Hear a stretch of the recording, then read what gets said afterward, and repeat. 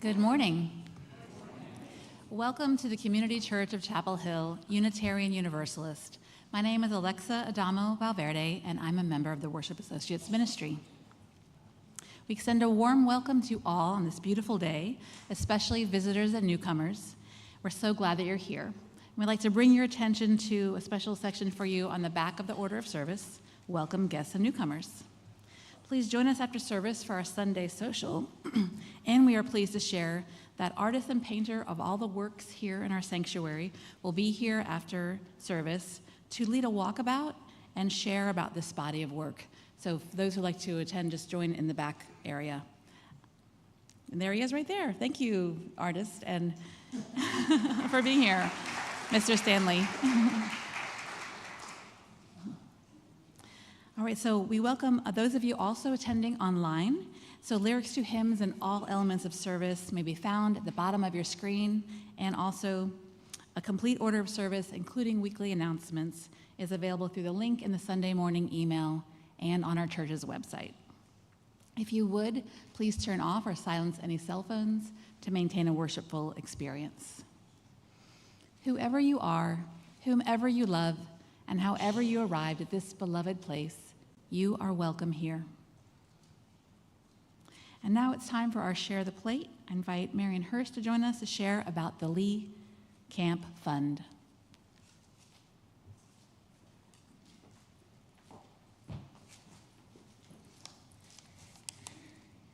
Good morning. I'm Marion Hirsch, the Director of Religious Education here at the Community Church, and I am inviting you to make a contribution to this week's Share the Plate, the Lee Camp Fund. Lois and Charles Lee, who are beloved members of our congregation, made a generous contribution to our church, establishing a camp fund so that kids from our congregation from families of modest means can attend mountain camp in Highlands, North Carolina. Mountain Camp is a wonderful Unitarian Universalist overnight summer camp, and it's in an extraordinarily beautiful natural spot. Any of you who have ever attended an overnight summer camp know how transformative that experience can be, building confidence, leadership, lifelong friendships, deep community, and spiritual depth. There is nothing quite like the summer camp experience. Overnight summer camp is expensive and beyond the means of many families, and Lois and Charles Lee know this firsthand. Lois, as an elementary school principal in Charlotte, funded camp scholarships for children throughout her career and saw how having a chance to attend camp changed kids' lives. When Charles was a child, he himself received a scholarship for overnight camp that made it possible for him to have this experience too. Lois and Charles are committed to extending the mountain camp opportunity to kids here. Your contribution to the Lee Camp Fund will help replenish and build this fund so that this legacy can continue. And if you would like more information about the mountain camp or scholarship program, I would be happy to answer your questions.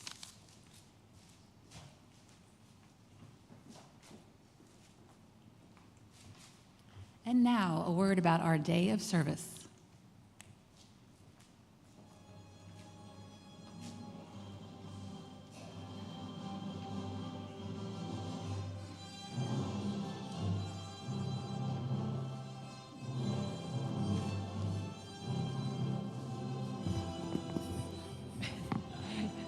Hi, friends. I'm Leanne King. I'm one of the Superhero Squad members for the 2026 Day of Service. Is it just me, or does anyone else here wish that the Avengers or the Justice League would just appear out of nowhere and sort out this tragic mess that we're in? But the reality is, unfortunately, that they're not going to arrive. We are the superheroes that have to show up.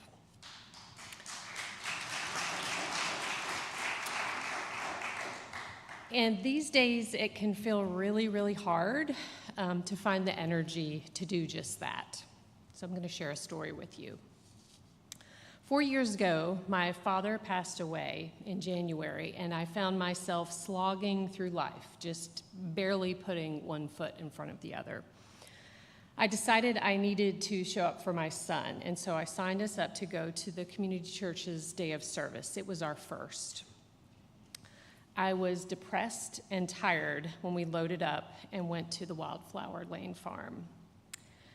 Much to my surprise, the experience brought me joy for the first time since my dad passed. I got my hands dirty. I laughed as my son drove his first John Deere mini tractor and got the benefit of a full heart as we prepared the garden to grow food for area kids and their families. It turns out that showing up and working in service to others was exactly the therapy that I needed. Today, one of my favorite local UU superheroes, Ruth Gibson, who has an amazing spirit and life energy, is going to talk with us about her Day of Service project. Thanks, Leanne. I read somewhere that volunteering gives you a happier old age and generally helps you live longer, just in case, just in case that advice is happy for anybody. I'm here on behalf of the Immigrant Justice Initiative to invite you to join us at Frank Porter Graham Elementary School on the Day of Service. Most of the asylum-seeking families that we accompany have had children at Frank Porter Graham, and the staff there has always been so tremendously helpful and supportive, superheroes indeed. So it's for this reason that IJI traditionally chooses to be of service to Frank Porter Graham. And in the past, our projects have included playground cleanups and spring plantings. This year, volunteers, young and old, will help clean up an abandoned playground space and transform it into an outdoor Zen center, a Zen den, for teachers and staff to have a place where they can gather and share a meal together, take a breather from the hustle and the bustle of the school day. Outside work on this space and around the school grounds will include weeding and raking and sweeping, picking up trash, hauling away some old equipment, possibly standing and placing a picnic table, and then there are flower planters. So bring your work gloves, and if you happen to have some gardening tools or a rake, bring those too. And let's show our appreciation for the teachers and the staff who do so much for all of our families. Thanks so much.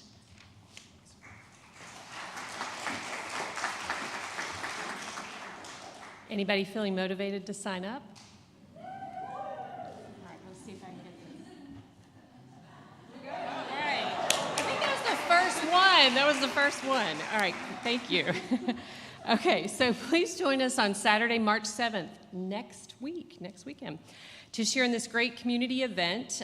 Projects are filling up, so don't forget to sign up online. I'm going to be at the Sunday Social. If you need any assistance with that, happy to do that. If you're attending lunch, please make sure and sign up for the Heroes for Heroes potluck contribution. And any questions, we'll be happy to answer however you want to send those to them. And remember, we are always better together. Thanks.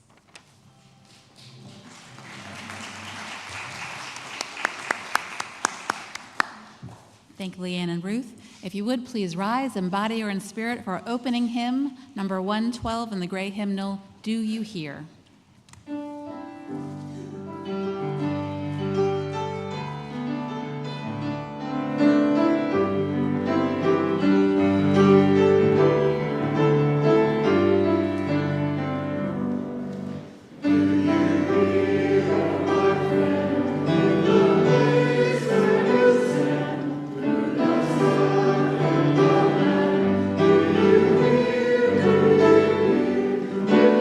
Oh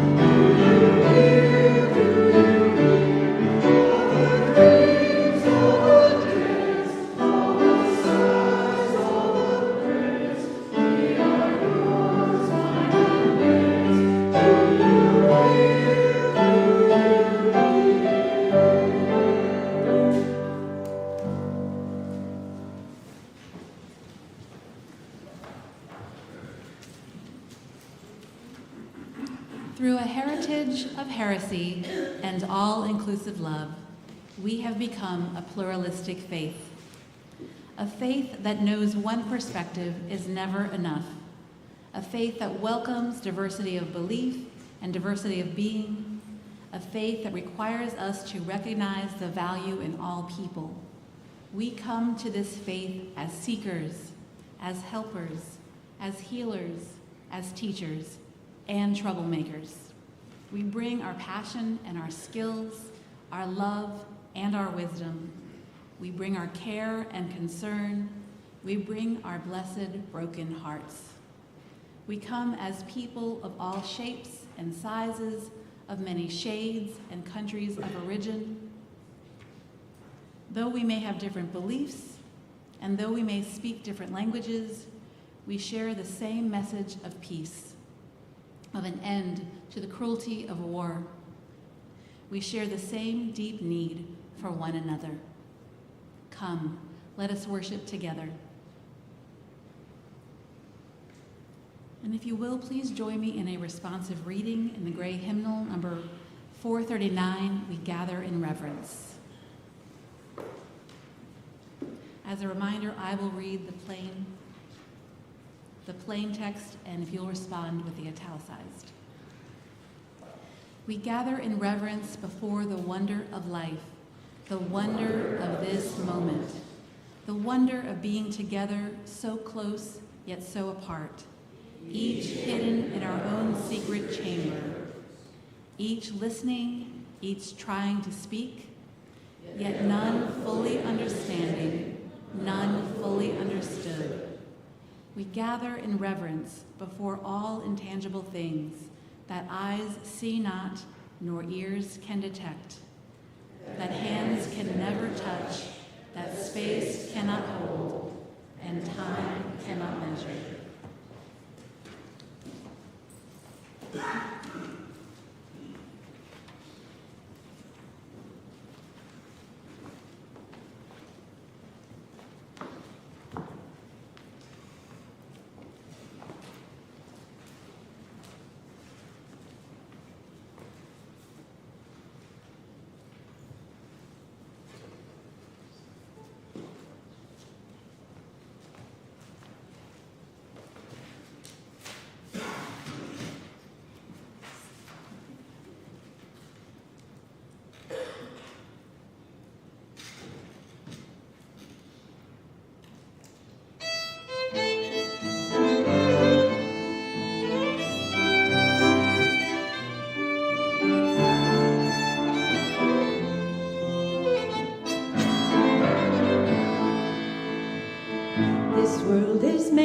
Sweat and toil, pushing muscle and elbow oil.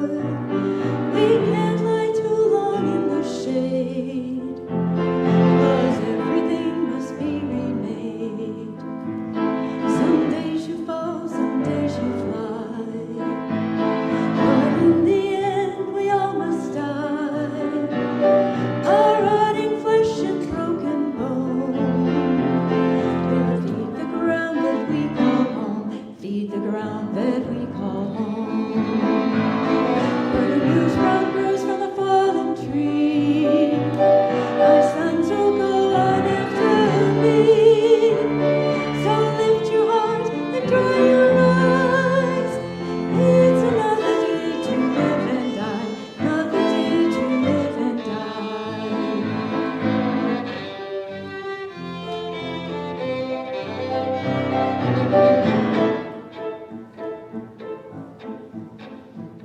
Now I run naked in the wild, sing the beauty of a newborn child, and like the alchemist of old, I try to spin my straw to gold.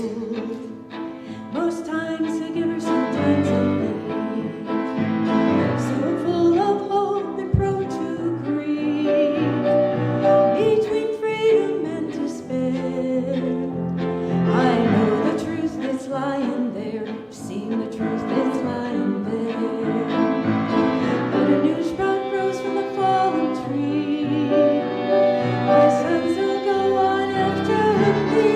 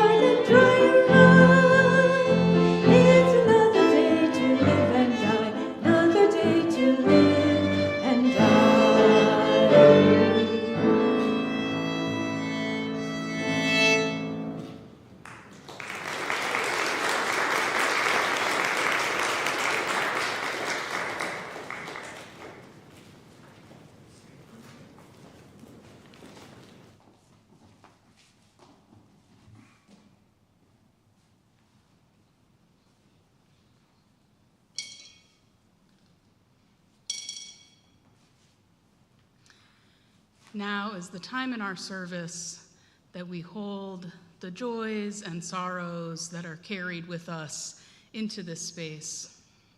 I invite anyone with a joy or sorrow to share to come down either far aisle and share your name, placing a stone in the water and briefly sharing your joy or sorrow.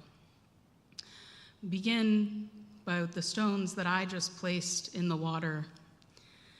One, for the many, many lives, many Iranian lives taken, the many wounded in the recent missile strikes by the United States and Israel. We hold in our hearts the innumerable victims of these attacks. We pray for world leaders to work in the interest of our shared humanity. I place the second stone for the trans community, especially those in Kansas in the wake of legislation which invalidates their government-issued IDs and further threatens their lives and livelihoods.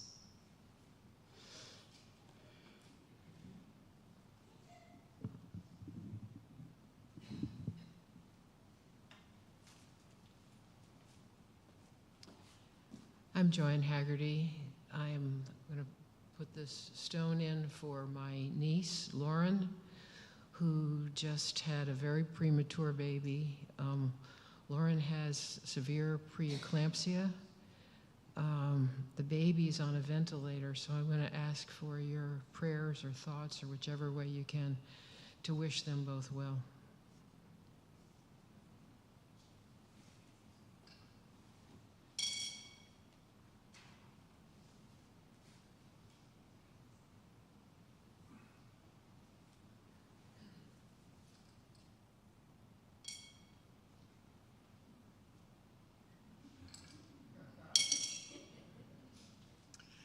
Hi, I'm Savannah Gush, and this is my daughter, Diana Gush-Smith, who decided to join us today. My first stone is for my best friend, Amanda, whose mother passed from ALS this past week. After about a year and a half of her diagnosis. And the second stone is for my nanny family who are having their 5th child this week. So I will be staying over there to take care of their 4 kids and my own. Thanks.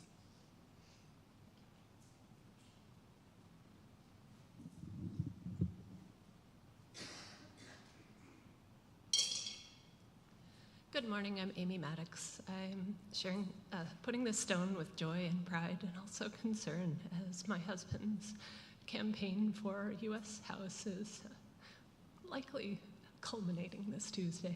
Thank you.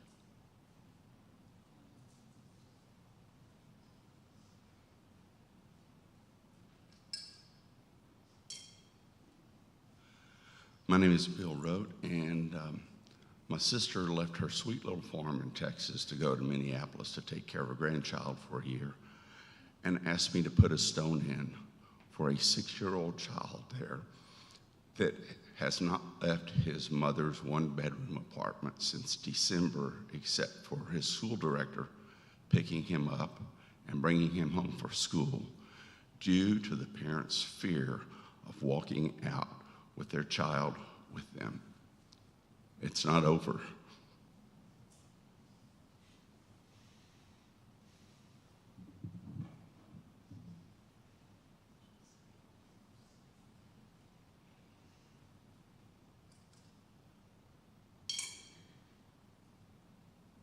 I placed 2 stone. One is for Jeannie Jensen, who has suffered a couple of falls at home and is needing a lot of help right now. She has her wonderful children, family around her, but if any of you know her, maybe drop her a card or something, give her a call. She's doing better, but it's hard, as you might imagine. The other stone I put in for my son-in-law's parents, sister, and niece who live in northern Israel. And when I was on the phone with his mother yesterday, she was frantic. She said, I have to go. The air raid sirens just went off. And that's how they live. And her 5-year-old granddaughter said, is this the last time? It won't be.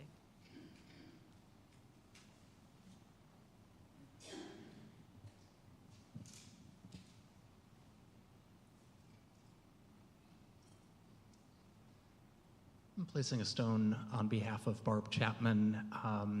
A member of Barb's chosen family had an immigration hearing on Friday that was successful and is on path to a green card. So let us give thanks for that.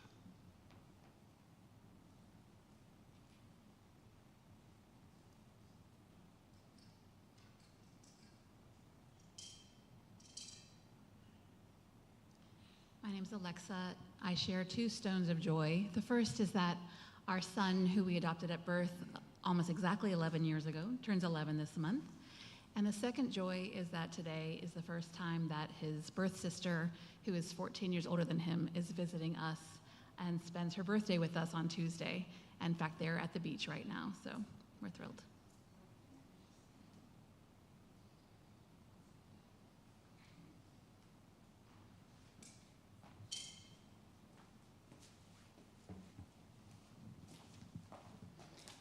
I place one more stone for all those joys and sorrows that remain in the silent sanctuaries of our hearts, and for all those without a community in which to share them.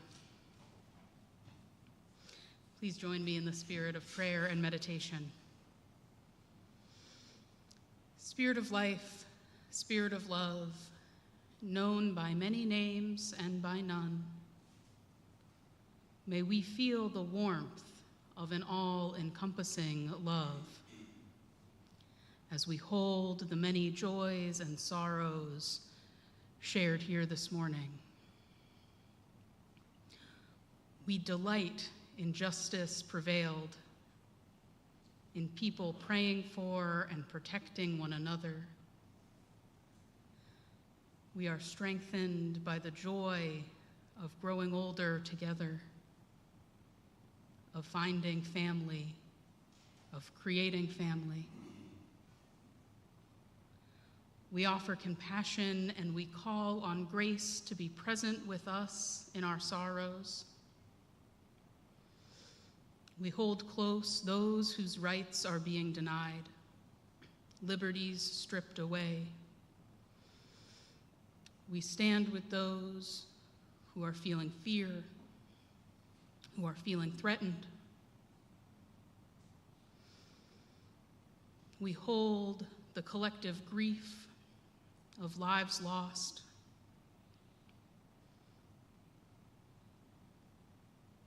Spirit of life, great source of being, it is with hearts full of compassion, full of love for this life and for one another, that we enter into prayer and contemplation.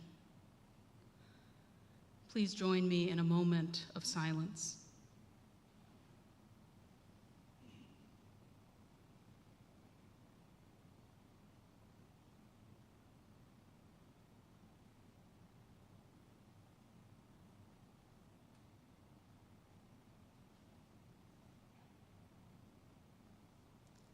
Blessed be, and amen.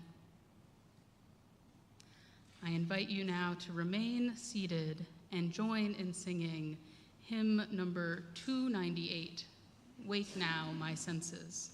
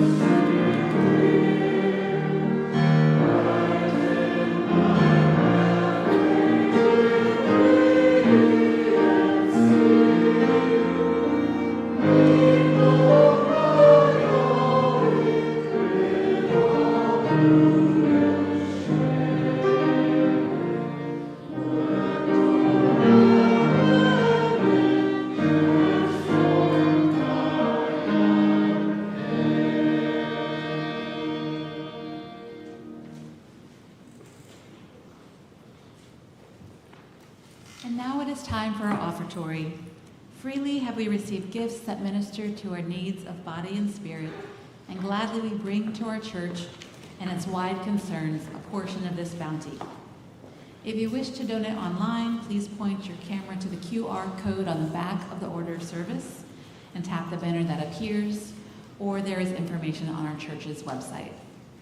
We will now receive the morning offering.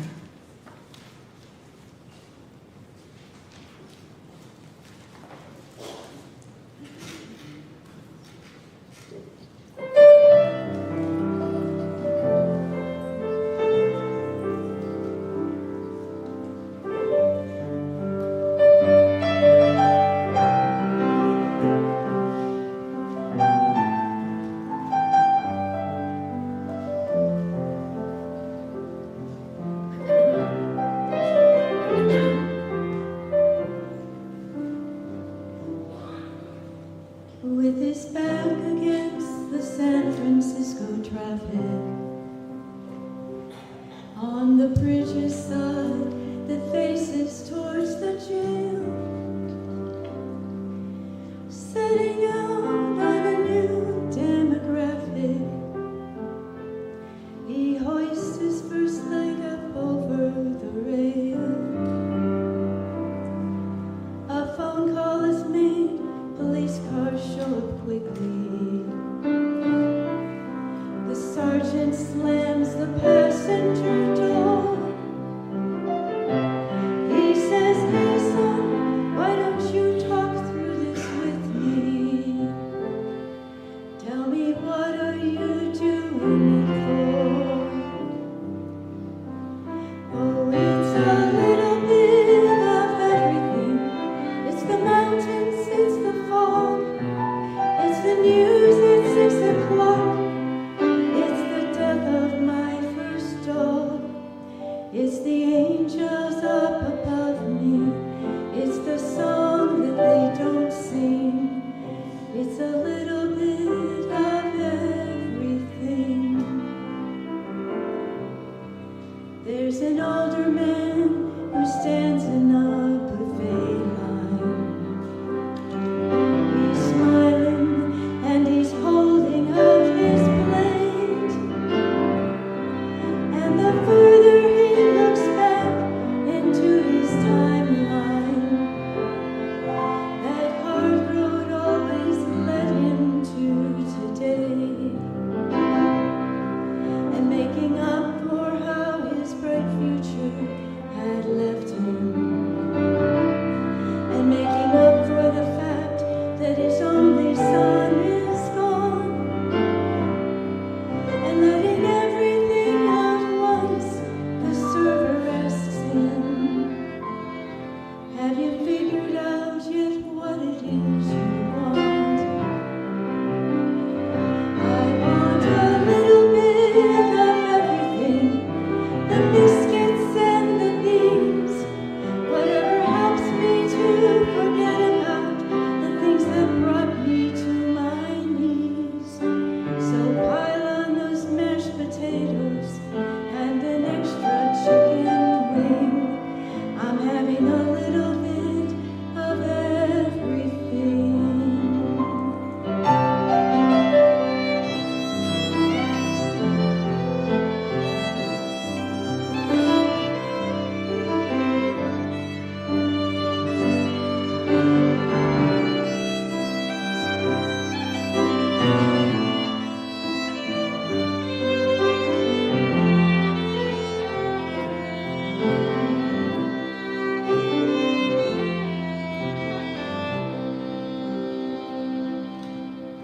Somewhere a pretty girl is writing invitations to a wedding she has scheduled for the fall.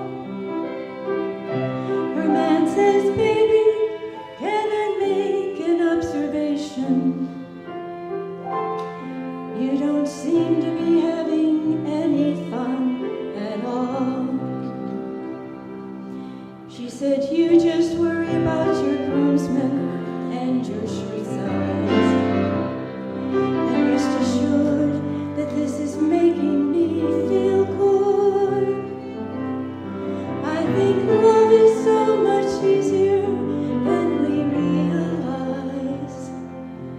If you can give yourself to someone, then you should. 'Cause it's a little bit of everything. The way you joke, the way you ache. It's getting up before you, so I can watch you as you wake.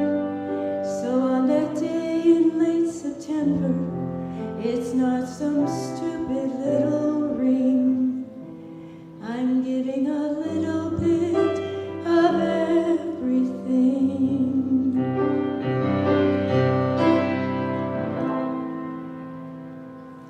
Oh, it's a little bit of everything.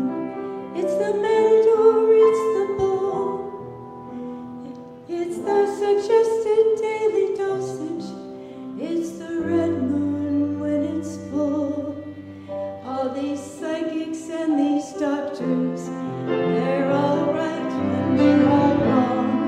It's like trying to make out every word when they should simply hum along.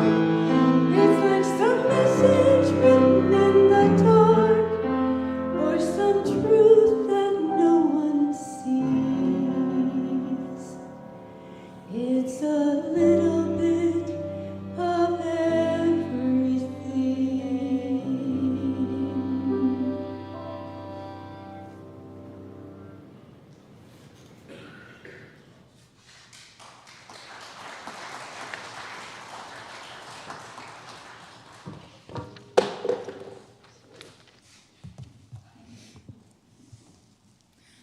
Thank you for that.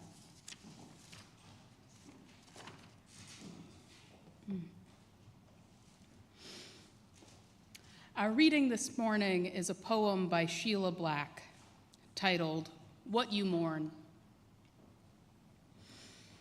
The year they straightened my legs, the young doctor said, meaning to be kind, now you will walk straight on your wedding day. But what he could not imagine is how even on my wedding day, I would arch my back and wonder about the body I had before I was changed. How I would have nested in it, made it my home. How I repeated his words when I wished to stir up my native anger. Feel like the exile I believed I was, imprisoned in a foreign body, like a person imprisoned in a foreign land. Forced to speak a strange tongue, heavy in the mouth, a mouth full of stones. Crippled, they called us when I was young. Later, the word was disabled, and then differently abled. But those were all names given by outsiders, none of whom could imagine that the crooked body they spoke of, the body which made walking difficult and running impossible, except as a kind of dance, a sideways looping like someone about to fall headlong down and hug the earth. That body they tried so hard to fix, straighten, was simply mine. And I loved it as you love your own country. The familiar lay of the land, the unkept trees, the smell of mowed grass, down to the nameless flowers at your feet, clover, asphodel, and the blue flies that buzz over them. Here ends our reading.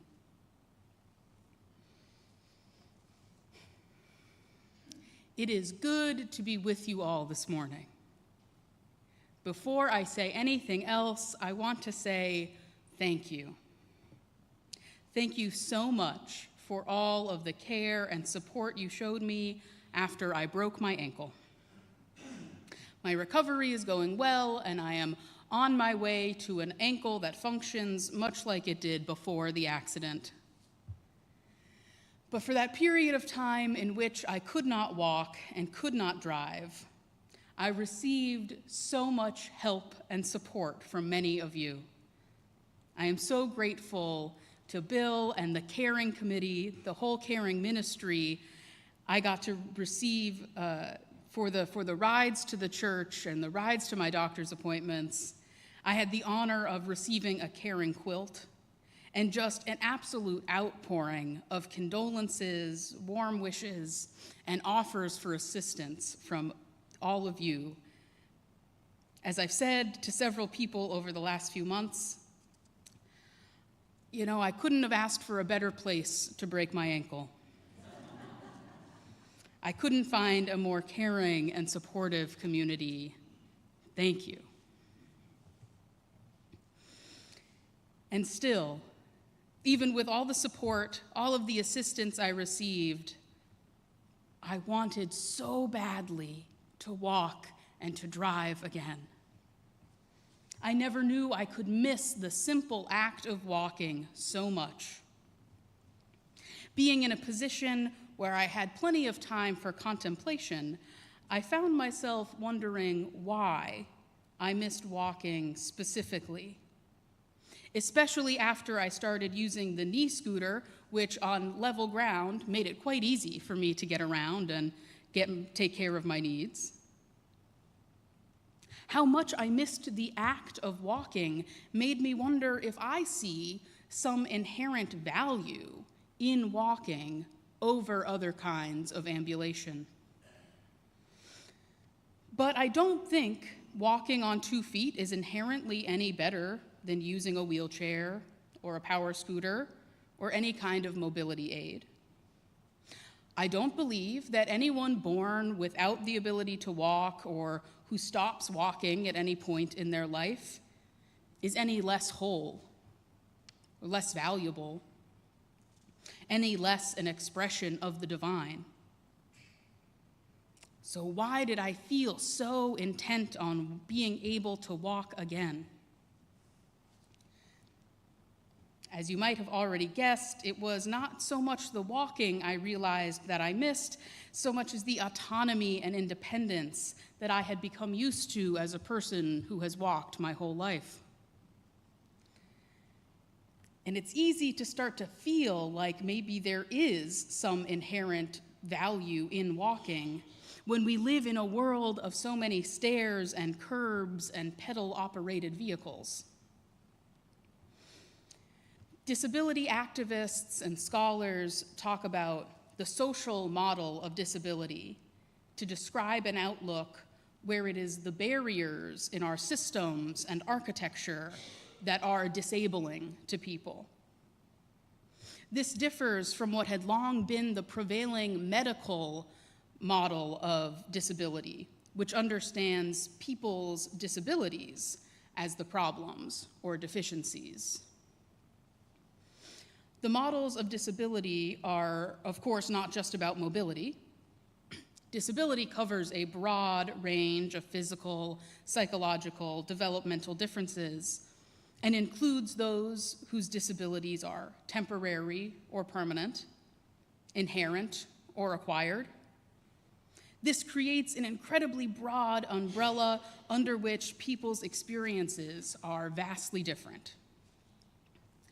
Nancy L. Esland, who is a disability scholar and professor at Chandler School of Theology, wrote about how people with disabilities are distinguished as a group not through shared traits, but through a common and historical stigmatization.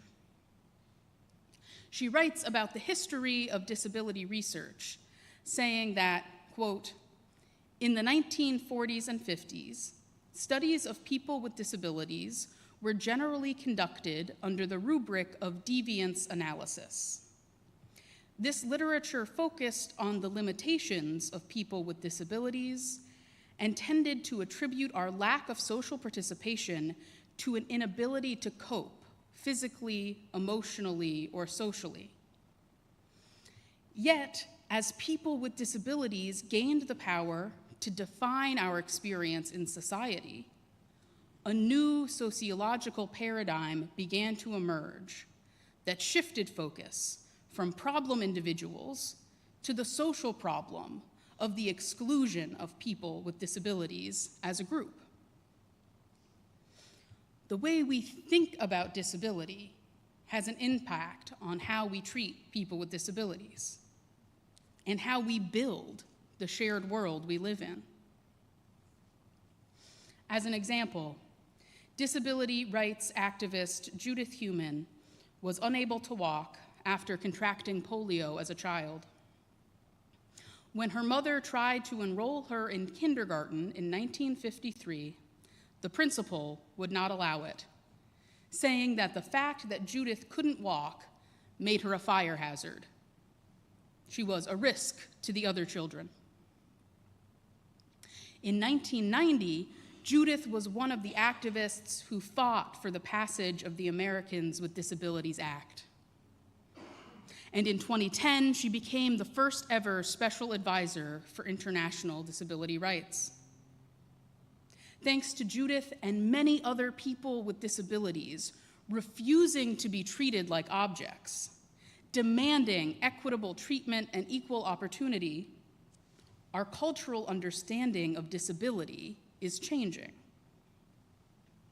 The way we make meaning of and assign value in the world helps to shape the world. The doctor in our reading this morning understood only one way of moving through the world, the way that was familiar to him. He and most of the medical field have historically tried to fix and change people with disabilities to fit their understanding of how one should be in the world. As the poet writes, they could not imagine the crooked body they spoke of, tried so hard to fix, straighten, was simply mine. And I loved it as you love your own country. These doctors put so much value on the act of walking, they were not able to understand the poet's relationship to her own legs, that there might also be value in other ways of moving and knowing your body. I've been talking just about disability, but this is true of so many things in life. The queer community teaches us that sexual attraction is diverse and that gender is more than a rigid binary. We've learned through history and exposure to multiple cultures that beauty standards, racial categories, and economic systems are all socially constructed. National borders and national identity is socially constructed. Now, that doesn't mean any of those things are not real, but how we relate to them, how we help to shape them, shapes our world. Judith Heumann was born into a world that was not constructed for her and people like her, where disability generally confined you to a life of institutionalization and other kinds of exclusion and discrimination.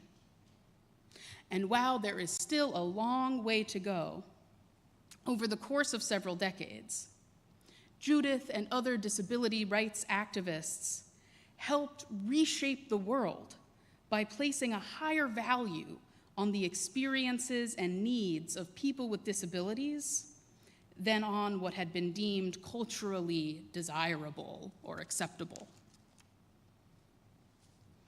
There are so many ways we can reshape our world when we recognize how much of life is not static, how much is constantly open to change and negotiation.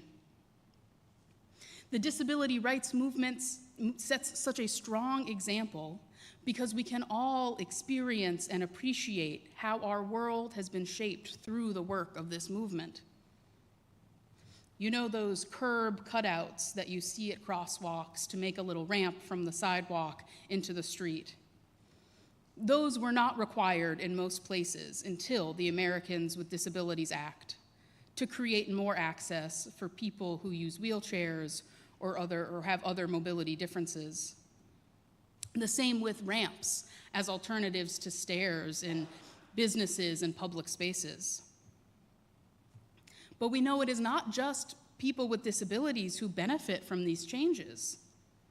If you've ever pushed a baby stroller or lugged a heavy suitcase, you've experienced the positive effects of challenging social constructs and reshaping the world. But we know, and certainly the disability rights activists know, that this does not come easily. It can be hard to accept the things we thought were fixed are actually unstable. In 2020, Judith Heumann was interviewed on The Daily Show.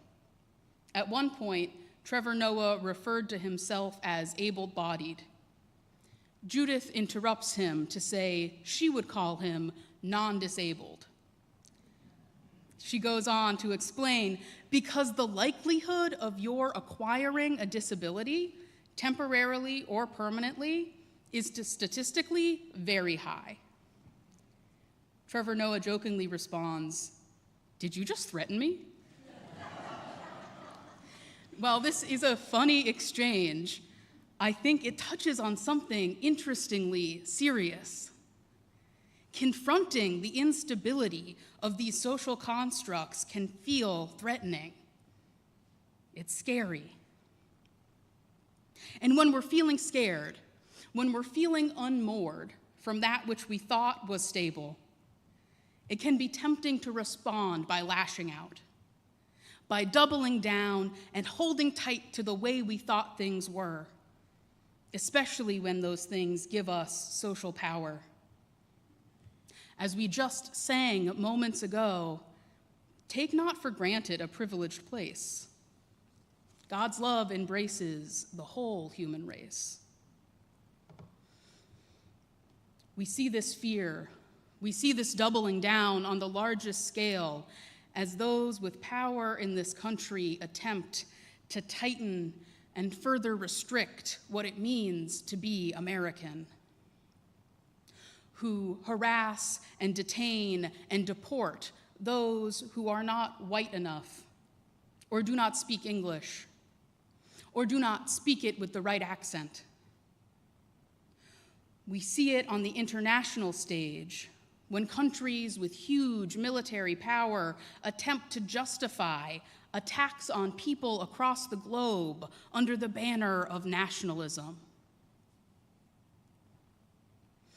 Now, I recognize that the recent attacks on Iran come with a long history and a complicated geopolitical context.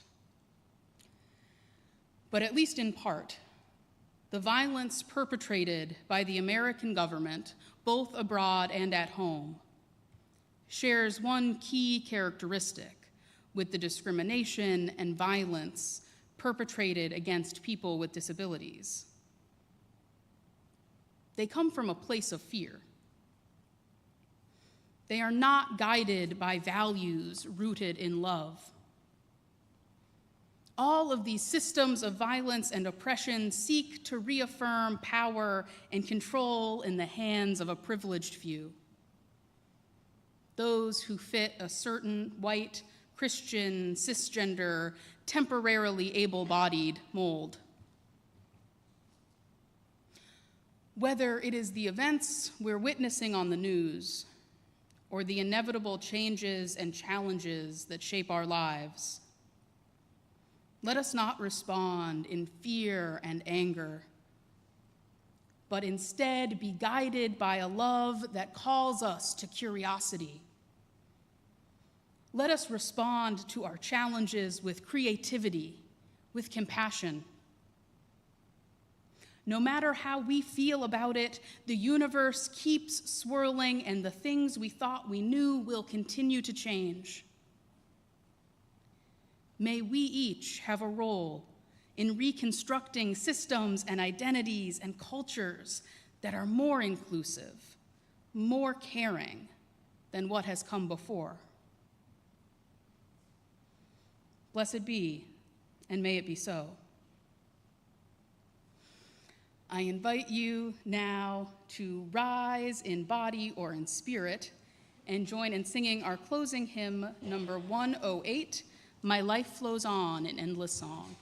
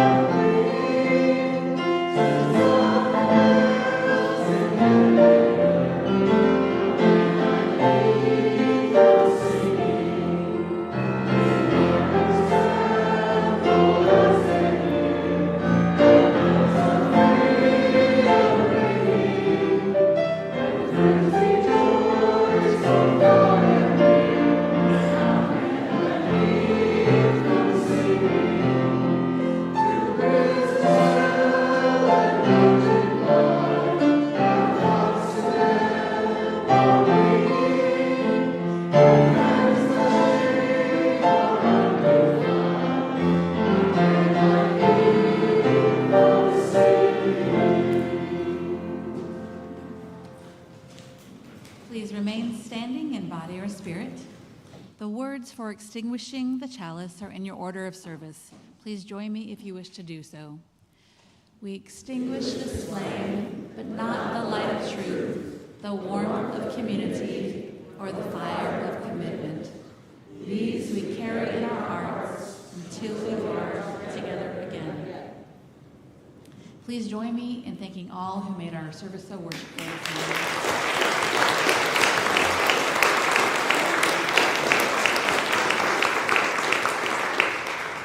And now join us in singing Shalom. The words are in your order of service. As you wish, please extend hands with your neighbor or cross them over your heart.